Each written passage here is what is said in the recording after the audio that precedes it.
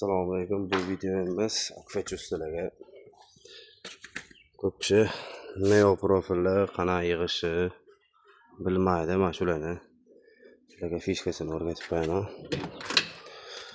Xo'p, mana oddiy Aldox 1 ga tushadigan atvetkani qo'yilgan. Xo'p, mana plastik, mana pengelitini qo'yilgan, o'zi aniqroq nomi esimda yo'q. Xo'p, ko'p kishi zamoga kelganda ikkilanadi, qanaqa qilib tegish kerak deb. Xo'p, shuni men sizlarga qisqacha o'rgatib ketaman. Xo'p, neoda mana yerda mana shtapini tili tushadigan joyi bor. O'shani pastda mana o'rtasiga zamoni shundoq teshiladi. Mana shuna ko'ringan holatda. O'shanda sekretlari ham ichkariga kirib ketmaydi. Xo'p, o'shanda mana uni ham mana o'tijam xohlaganingizcha dekorovka qilsangiz bo'ladi. 3 ta qada teshuvchasi bor. Shunga shuni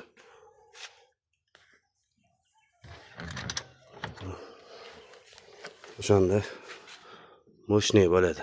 Liqillab qolmaydi.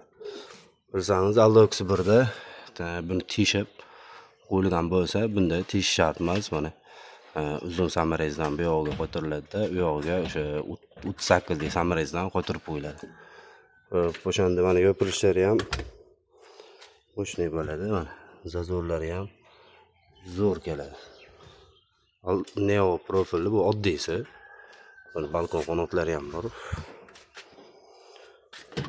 Mana yopilishlari ham.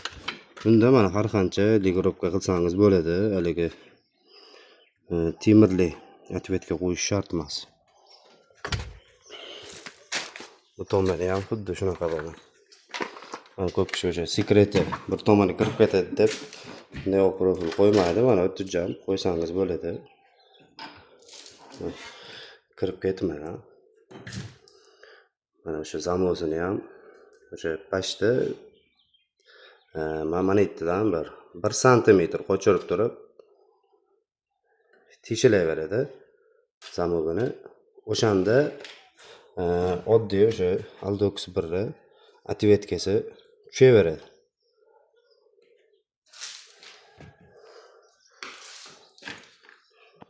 Shu shpingelitlarni ham bemalol qo'yilaveradi. Maslahat beraman shu neo profilga o'tsa yaxshi bo'ladi. Bilasizlar, bunaqasi ancha serbarroq bo'ladi.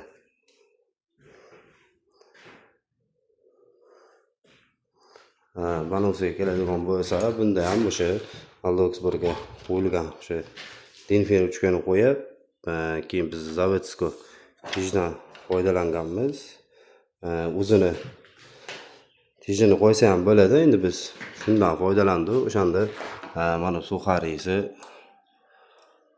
shu ariqchasiga promoy tushaveradi. Videomiz manfaatli bo'lgan bo'lsa, bitta like bosib qo'yishni unutmang.